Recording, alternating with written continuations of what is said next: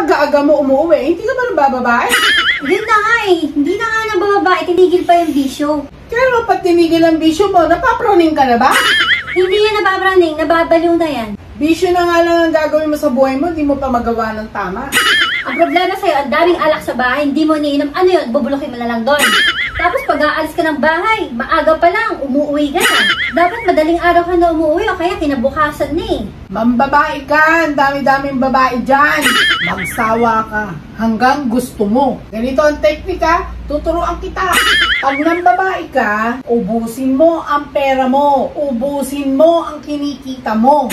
Ipambisyo mo, ipambabae mo. Huwag kang magbibigay ng pera sa asawa mo. Malas yun! Kaya nga eh, nagbibigay ng pera sa akin eh. Ang kapal nga ng mukha niyan eh. Alam mo ba yung binibigay mong pera? Pinambibili ko lang ng alak mo. Tapos hindi mo man lang iniinom? Nag-aaksaya ka lang? Dapat ang pera mo nilalaspag mo eh. Ipang-inom mo, pang-bisyo mo. Onto na yung alak doon sa bahay, binubulok mo lang. Kaya para sa amin eh, wala kang kwentang tatay eh. Ano? Patabo na ba buhay mo? Yung sinasabi namin sa'yo, para sa ikakabuti mo yon. Oo nga! Naninigarilyo ba to? Hindi nga po, May. Bilan mo ng Marlboro pula para solid. Para jamming kaming dalawa. Ikaw naman kasi, Jinky. Paano ba inaasikaso tong asawa mo? Yun na nga, May. Maalis ng bahay. Pagbalik, di pa lasing. Tapos, hindi pa na babae yan. Tapos, ma, yung kinikita pa niya, binibigay niya pa sa akin.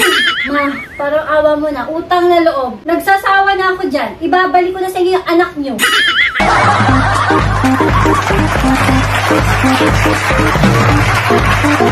Thank you.